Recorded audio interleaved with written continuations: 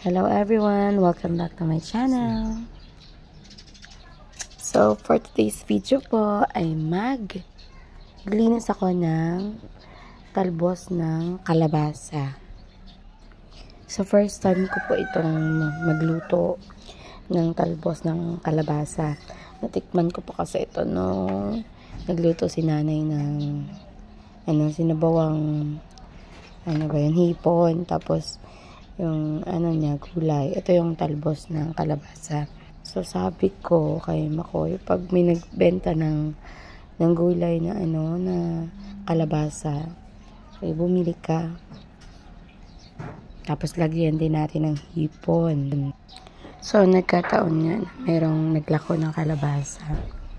So, bumili si Makoy. 30 pesos yan. Pero ang dami-dami. Ang problema, hindi ako marunong maglinis. Hindi ko siya alam kung paano siya linisin.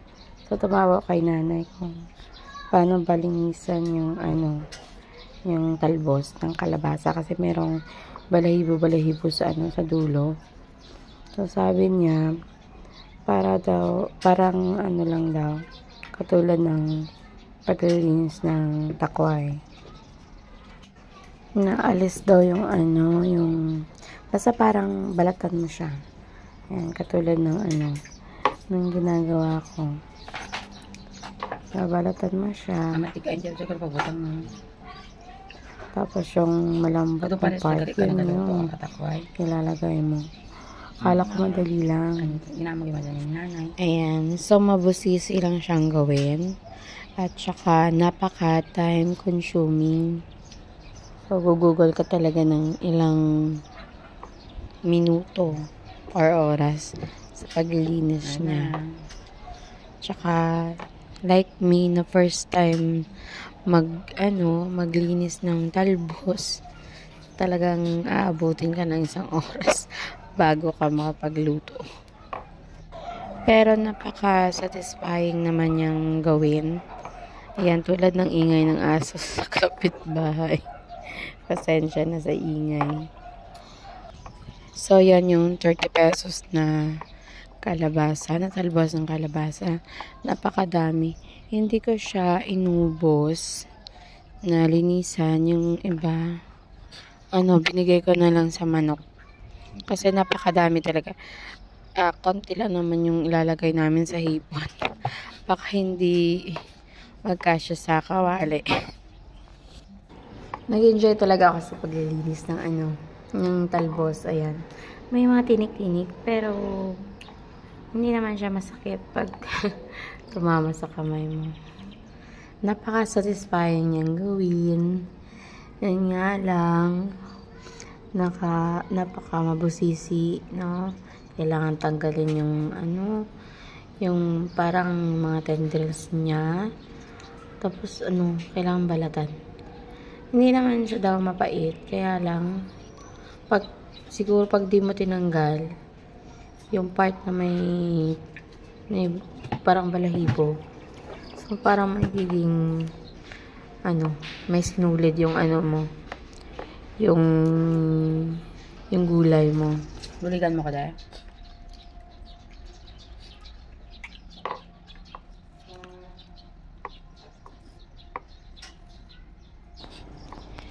Ayan, so nanghihingi na nga ako ng tulong kay Makoy. Natulungan niya ako sa pagbabalat ng talbos, pero hindi rin daw siya marunong. So, kailangan kong gawin mag-isa at i-enjoy moment ng pagbabalat ng talbos. Grabe, first time ko talaga itong ginawa. Tsaka parang nag-enjoy naman ako. Pero, ganito pala yun, ba't ganun? Kailangan balatan. Ba't hindi iluto na lang? Sabi nanay, pangit daw ang lasa. Or parang feeling mo may sponge ka na kinakain kasi may mga balahibo pa na pag hindi mo binalatan. Tapos, makunat daw kasi may parang ugat-ugat. Yun yung tinatanggal. Para yung malambot na part na yung lutuin. Yung iba daw, nilalagay tong talbos sa itlog. Oo. Sinasama siya sa sa ginisa. Ginisang itlog daw yun na may talbos. Hindi ko alam kasi ngayon pa lang ako makakaluto. Tapos yung lutuin ko pa yung sinabawan.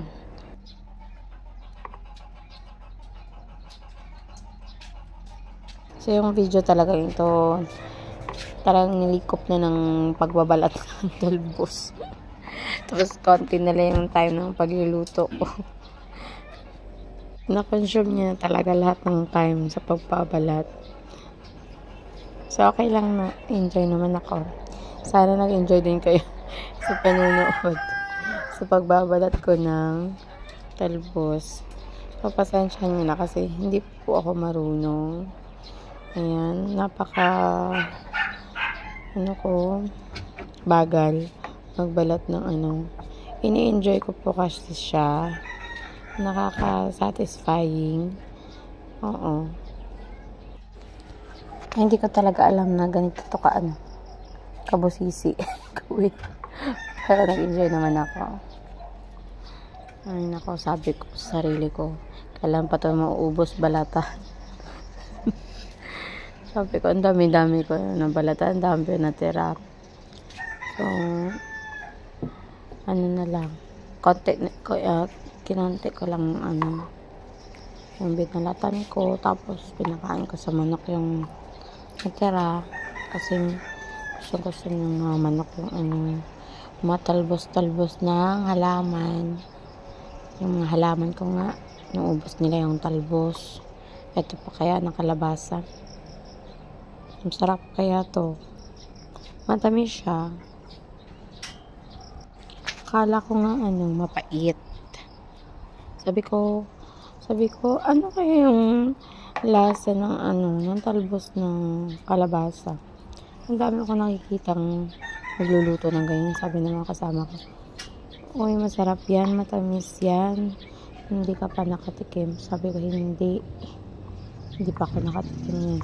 Tapos yung nakita ko noon kay tita, nilagyan niya ng corned beef. Yung talbos ng kalabasa.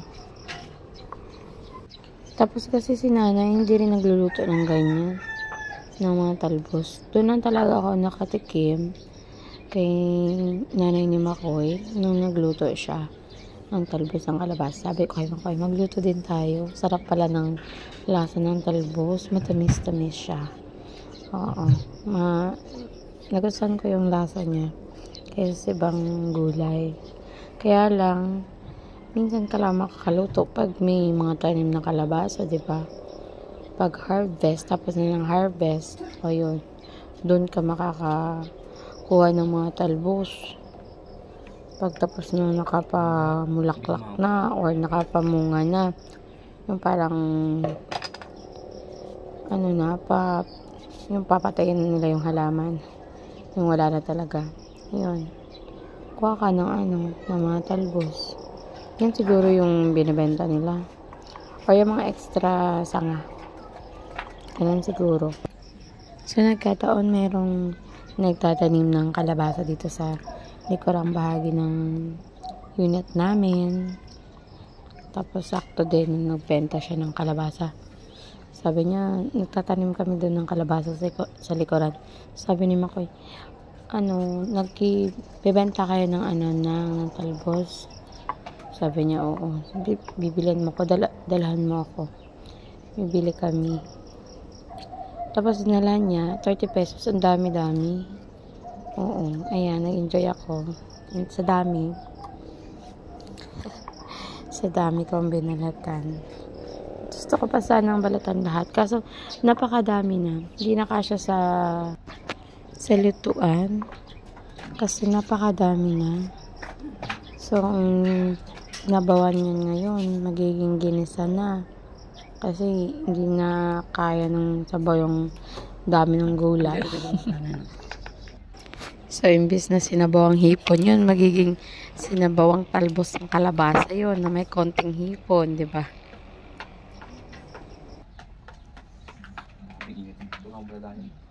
Hmm? Pagalaw yung ice.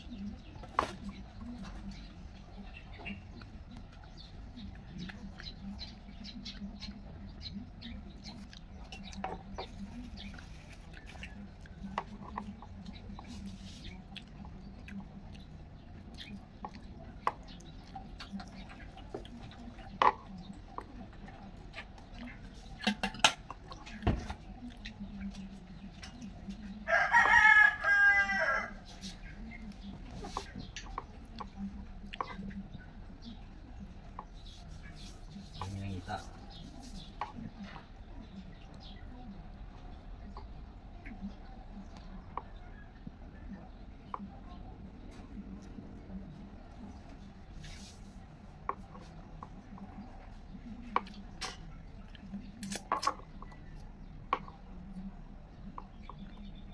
6 hours later.